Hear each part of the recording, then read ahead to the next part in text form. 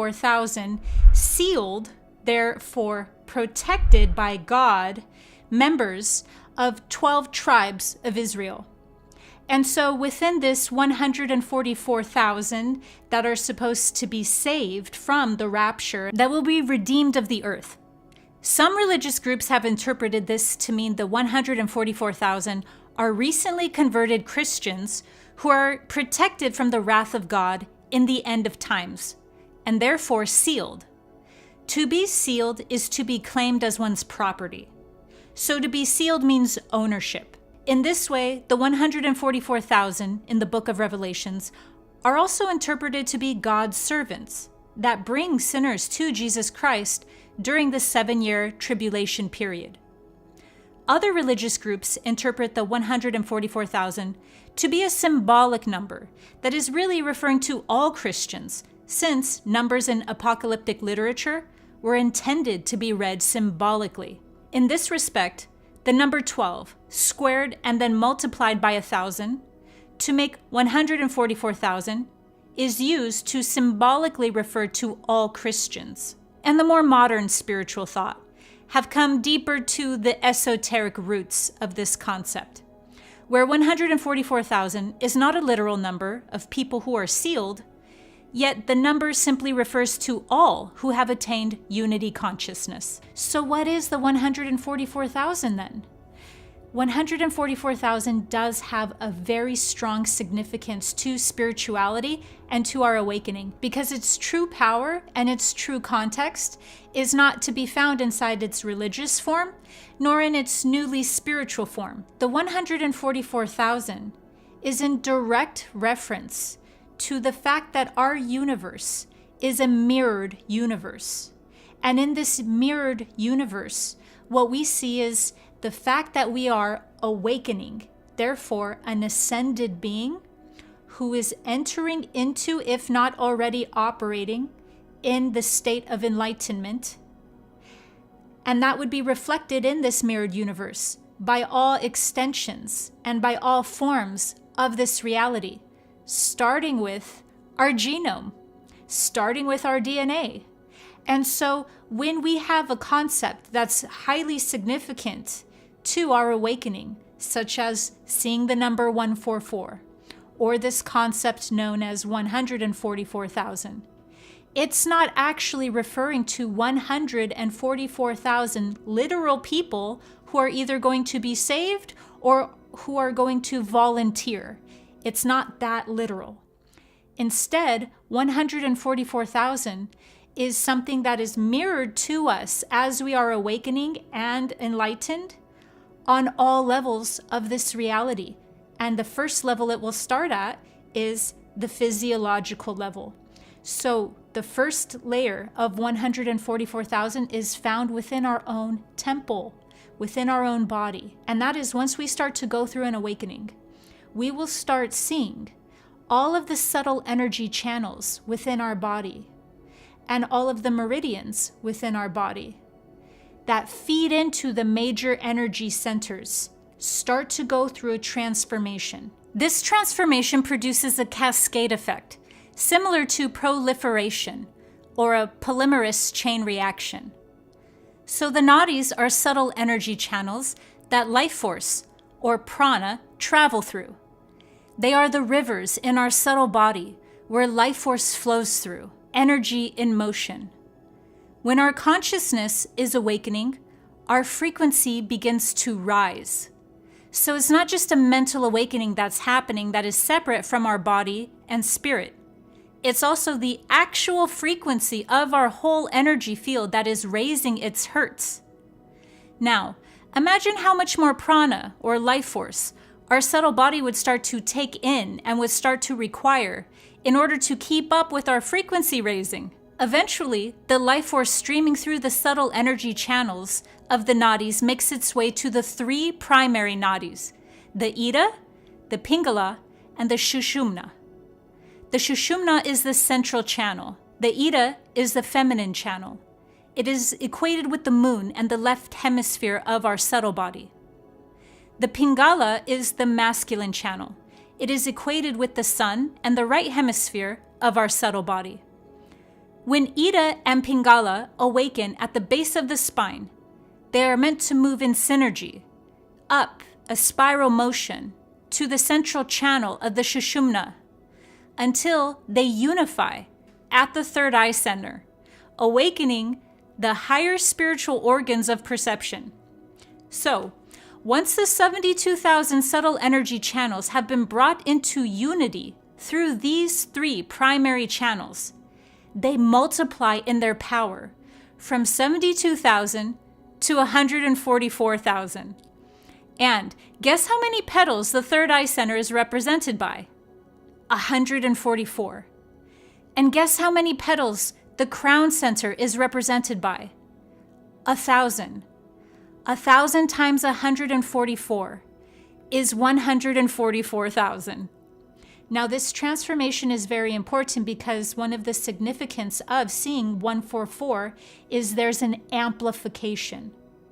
When you see 144, that is not only mirroring to you through the mirror of our universe, so it's reflecting to you that you are going through an awakening at a cellular level, at the level of our mitochondria that powers our DNA. So 144 will now be seen as the amplification, the times two, the amplification of our nadis, our subtle energy channels within the body, which start to balance and rise and come into union.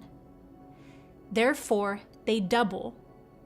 And that is what we experience as the 144. That's when the 72 energy channels called nadis in the subtle body rise and come into union.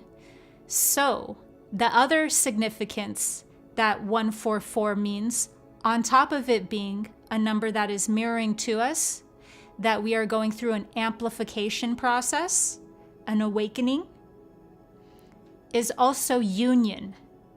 144 and the 144,000 are both different ways of portraying the enlightenment that occurs as the result of the union of the hemispheres within our body.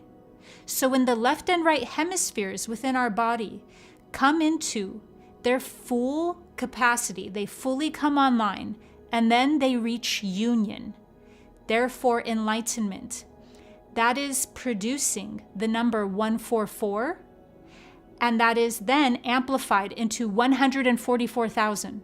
So at its very core, the 144,000 is a direct reference to the polymerase chain reaction that happens within our DNA that amplifies it and synthesizes it, aka union, into the light body. 144,000 is an esoteric reference to the light body.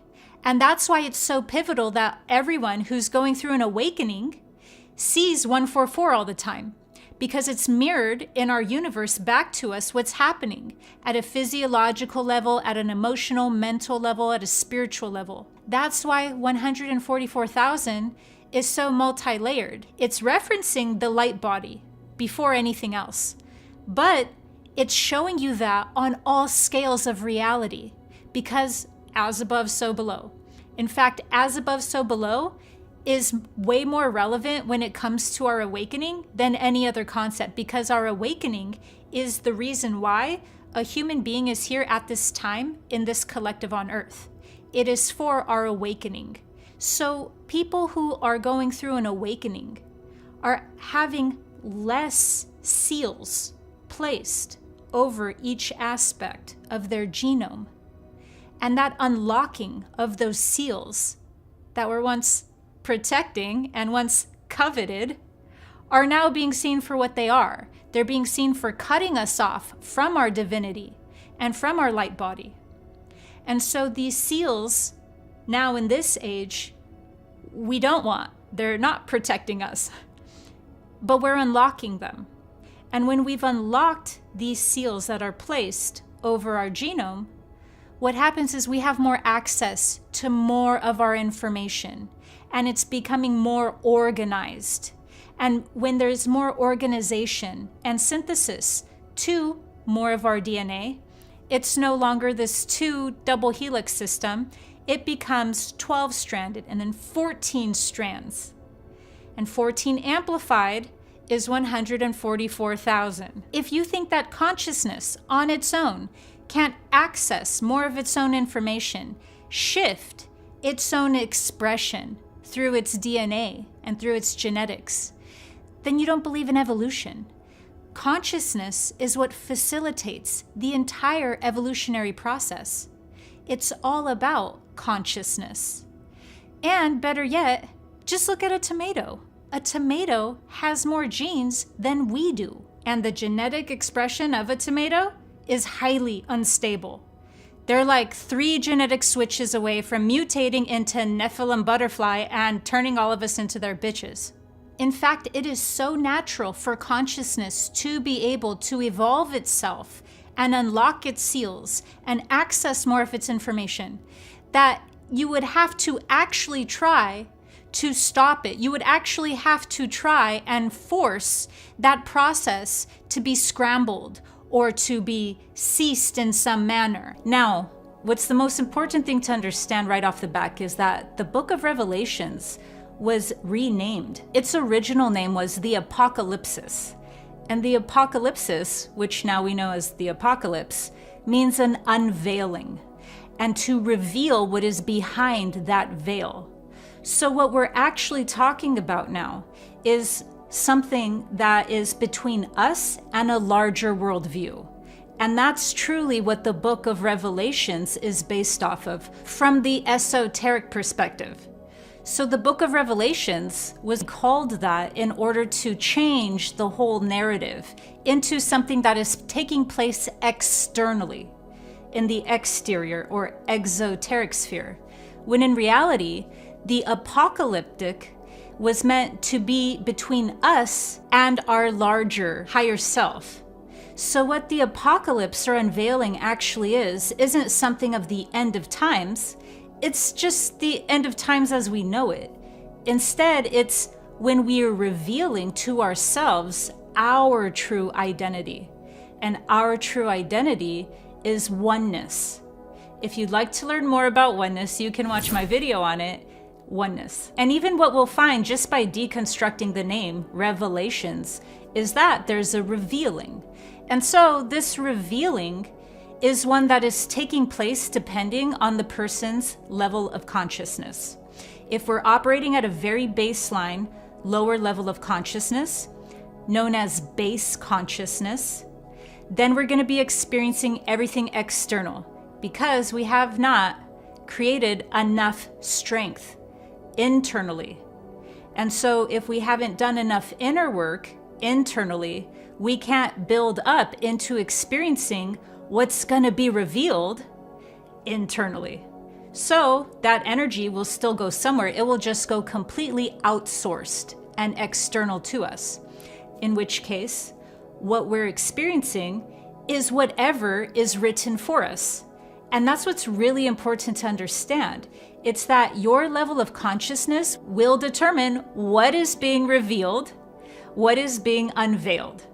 So the higher up in the level of consciousness we go, what we'll see is that what's being unveiled is any layers that are standing between us and our smaller egoic self and oneness or enlightenment.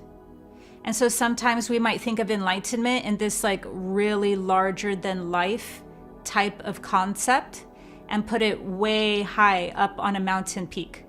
But that's just not the case.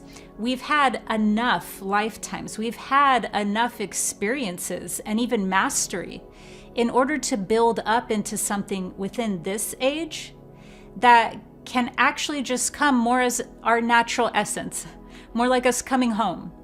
And that's what's really being experienced with something like enlightenment or its other name, oneness. So these different types of consciousness levels are going to be determining exactly what level we experience the unveiling or the revelations at. And so that's why there's a very strong and thoroughly, robustly constructed narrative far before this age that was pointing in prophecy to this time period being the end of times, but not for the reasons that they suggest or that they're trying to necessarily push on the human collective. Because the end of times is something that is looked at base level consciousness once again. And base level consciousness, that just means the lowest level of consciousness, is also known in esoterica as 666, or the mark of the beast. Now, what's important to understand about base level consciousness is that its dominant expression is through fear. So you're the easiest controlled when you're operating in fear. But imagine now that fear is your dominant reality. So even at a subconscious level, even if we don't think that we're operating based off of fear 24/7, it's still going on subconsciously, and it's showing and leaking through all of our different actions and motives.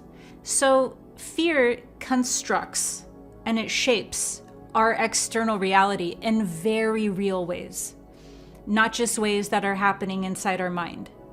They leak through our actions. And so because of that, what we're seeing is that everything that takes place at a lower level of consciousness, like base consciousness, isn't just fearful thoughts. They're everything that make up the frequency of fear. But our frequency isn't just made up through our thoughts. Our frequency is built through our thoughts, emotions, actions, belief systems, and intentions. And when you combine all 5 of those together, you create Captain Planet. No, I'm just kidding. You create frequency. And so what frequency does is it's supposed to raise. And as it rises, there is a revelations that happens. And as our frequency raises from beast consciousness into an unveiling, and it gets revealed that we are God consciousness. And that is also what I'm calling oneness, but also what's known as unity consciousness, because it's not just saying that we are God alone. That would be the shadow side of oneness. But oneness means everything is God. So that's why I'm calling it God consciousness. And once we enter God consciousness from the beast, that journey up, raising our frequency, is the revelations. Through that ascension upwards, that's the apocalypse. And that is the esoteric meaning of the book of Revelations, also originally known as the Apocalypsis. The book of Revelations reads like a vision quest through time. Its most overarching themes are of Judgment Day, a second coming, the mark of the beast, and a persistent battle between good and evil that takes place both inside and outside of time, suggesting this book is also referring to eternal themes. Like many other, this text was intentionally manipulated to conceal the truth about our human identity and position us in a subordinate state to divine powers in order to continue promoting worship and religious programming. But when we look deeper into its meaning, the book of Revelations can be experienced through its esoteric dimensions.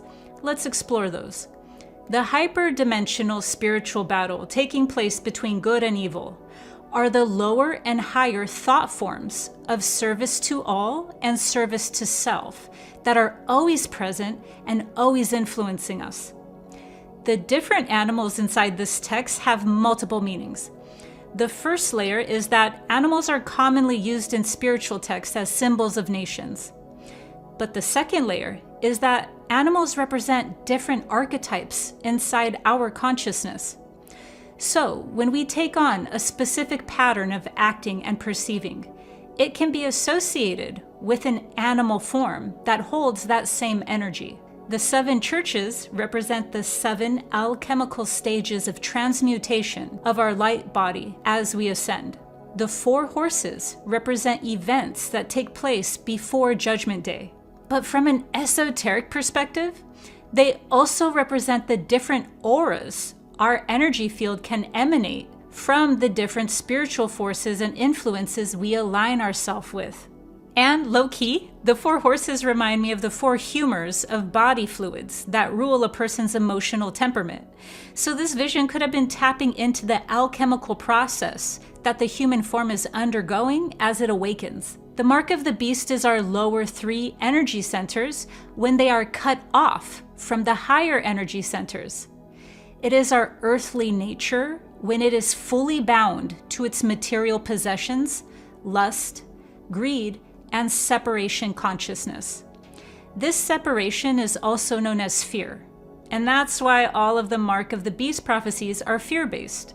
So, you have to see how if we don't experience this text from its deeper dimensions, it can be telling us truths, like there's a spiritual battle, but while also twisting the truth at the same time.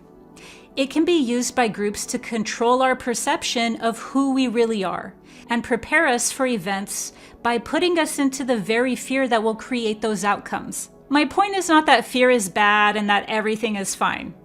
My point is far more nuanced than that. It's that the breakthroughs and the outer transformation we will see are entirely dependent on the inner transmutation we have gone through. And that the moment we read this text as purely external, we have become trapped in programming and have not developed the spiritual sight for a true awakening. And this is also why judgment is a very strong theme inside the book of Revelations. It's because judgment is very core and important to this whole concept of coming into a larger revelation, but not for the exact reasons you might think. Judgment means an awakening. It not just only means an awakening, it means a return. And a return of an awakening could kind of sound like a second coming. And what's returning or second coming would be a level of remembrance or a level of remembering, reawakening. It is to literally take your different members and put them together. Remember. So even having a final judgment day is really saying that there's a return of an awakening that's taking place. And beyond that, that's heavily linked with karma. And we even know this in the tarot. Judgment is a highly spiritual awakening card, but it's also the theme of there being a strong karma, a divine karma that is being strucken down. And that divine karma striking down actually means that we have to recalibrate in order to come into oneness. So what we have to do is be able to balance and recalibrate our own karma. This just means things that we have done out of unconsciousness. And so that in and of itself, can you see how that's just another way of saying, oh, we have to become aware? So even judgment is a parallel concept to revelations. It just comes with a heavy consequence if we are not made aware. So judgment there has many different sides to it. And that's what you'll find in all esoteric topics. In all of reality, there's going to be the things that we see and that are face value. And when we see those things at their outermost layer, the most face value layer, that's called the exoteric, kind of like an exoskeleton. But then there's also these deeper meanings, just like an onion has many different layers that go deeper into it. And so all of these different terms of revelations and apocalypse and judgment, they have more than one facet, more than one side to them. And so one of the beautiful sides of judgment that then gets totally stripped of its nuance and of its substance when we're looking at it through the most fundamental religious lens is this concept of judgment, an internal reckoning. It is an internal process where we're literally just being seen transparently for how we're vibrating. And so judgment, among the other ways that I have mentioned it, is also not a judgment at all on one side of the coin. Because what judgment is saying in this level that I'm speaking about judgment, when it comes to the end of times, judgment is saying, as you are right now, meaning what your body, mind, spirit, what your frequency has evolved into, is what will be experienced. So judgment means the second coming because there is a return of an awakening taking place. And that awakening, or remembering, is when we have entered unity consciousness, also known as Christ consciousness or oneness. And judgment also means you're being measured, calibrated, and deeply seen as you are, beyond all of your words. You are deeply seen for the truth of your vibration. But what this judgment is calibrating is our frequency's service to self or service to all's orientation. And then the third layer of judgment is a divine karma that balances our body, mind, spirit into God consciousness. So whatever karma we have not rectified, then the universe will show that to us through really intense reflections. And that's also another layer of what judgment would mean in this case. It would mean that something has to have divine intervention strike inside karma because we are not aligning ourselves with our own free will into a higher state of consciousness. I hope this has revealed revelation